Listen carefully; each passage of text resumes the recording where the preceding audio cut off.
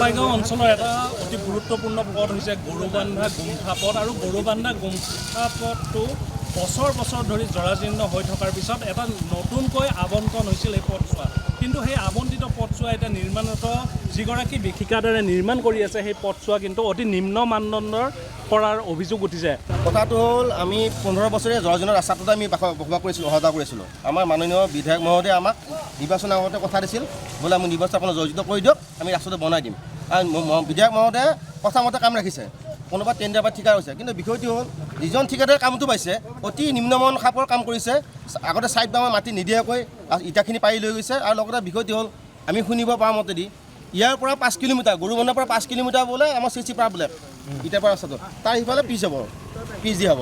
গতিকে আমাক আকৌ এটা ৰাস্তাতে আকৌ দুভাগ কিহৰ কাৰণে হৈছে এইটো বুজি পোৱা নাই। আৰু যিটো বিভাগীয় কৰ্তৃপক্ষই জানিব কোনজন মহান ইঞ্জিনিয়াৰে বনাইছে এই এষ্টিমেটটো। আৰু দ্বিতীয় কথা হ'ল আৰু কোনো বিভাগীয় কৰ্মচাৰী নাহে, অফিচৰ কোনো কৰ্মচাৰী নাহে। ঠিকাদাৰ ডাইৰেক্ট গতা দিছে, তুমি যি কৰা পাম মাৰি পেলাই কামটো কৰি শেষ কৰি যোৱা, পইচাকেইটা ভগাই লোৱা। আৰু এটা দুখৰ বিষয়, আমি যদি ক'ব লাগে দাদা কামটো ভাল হোৱা নাই অলপ ভালকৈ কৰিছোন, এইটো CMৰ ভতিজাক, মাননীয় মুখ্যমন্ত্ৰী ভতিজাক বুলি কয়। আমাৰ নিজৰ হাস্যত মাননীয় মুখ্যমন্ত্ৰী ভতিজাক ইমান নিম্নমানৰ কাম কৰিব নেকি? গতিকে এই ঠিকাদাৰজনক ব্লেকলিষ্ট কৰিব লাগে, অনতি পলমে ইয়াক এই গোটেই কামখিনি উঠাই পেলাই আকৌ নতুনৰ পৰা আৰম্ভ কৰিব লাগে। আমাৰ এগৰাকীৰ নাম কি? প্ৰীতম শৰ্মা। আমি তেখেতক বহিব কৈছোঁ, মই 2 দিন তেখেত ফোন কৰিছোঁ, দাদা কামটো বেয়া হৈছে, আমি কামটো ঠিক কৰক। তেখেতে হয় মই গুৱাহাটীত আছোঁ, মই গৈ আছোঁ, মই মেনেজাৰক কৈ আছোঁ বুলি কৈছে। কথা এইখিনিয়ে তাৰমানে ঠিকাদাৰো দেখা নাই আমি যি দেশত। কিন্তু এই প্ৰীতম শৰ্মা মানুহজনক মাননীয় মুখ্যমন্ত্ৰী মহোদয়ৰ নামটো তাৰমানে তেওঁ 2 নম্বৰী কাম কৰি পেলাই চলাই আছে। তেওঁ কোনো ভতিজাক নহয়, এইটো ভুৱা কথা। তেখেতক এইবিলাক ব্লেকলিষ্ট কৰিব লাগে। আৰু একাংশ লোক আছে, মই তেওঁলোকৰ পৰাও কিছু জানিব চেষ্টা কৰিম। এই পথছোৱা কিমান দৈৰ্ঘ্যৰ আৰু কিমান টকা আবণ্টন হৈছিলে? আপোনাৰ মতে ৰাস্তাটো 11 কোটি চেংচন দিছে আৰু এই আপোনাৰ 11 কিলোমিটাৰ 12 কিলোমিটাৰ বুলি শুনিছোঁ।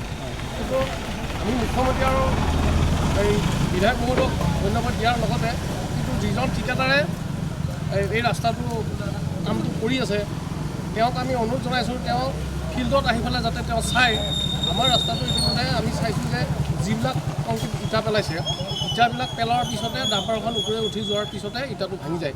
আৰু যিটো ছাইড বাম নহয় একচুৱেলি, যিটো মানে এই যিটো ঢালাই দিছে ইটা ৰাখিবৰ কাৰণে, এই ঢালাইৰ যিটো বালি দিছে এই বালিটো একদম মাটি মিক্স থকা। আৰু যিটো চিমেণ্ট ব্যৱহাৰ কৰিছে, আমি একচুৱেলি এই চিমেণ্টটো এতিয়ালৈকে দেখাই নাই। তেওঁলোকে এই চিমেণ্টটো ক'ৰ পৰা আনি পেলাই বনাইছে তেওঁলোকেহে জানে। গতিকে ঠিকাদাৰক বাৰে বাৰে অনুৰোধ কৰিছোঁ, আপুনি নিজে আহি পেলাই আপুনি সহযোগিতা তদন্ত কৰক। আৰু এই বিভাগীয় কাৰ্যালয়ৰ এই লোক নিৰ্মাণ বিভাগৰ কাৰ্যালয়ৰ মানুহবিলাক আহি পেলাই তেওঁলোকে এই ছাইডবিলাক চাব লাগে আৰু ৰাইজৰ সুবিধা যাতে হয় ৰাস্তাটো ভালকৈ কৰি দিবৰ কাৰণে মই অনুৰোধ জনাইছোঁ।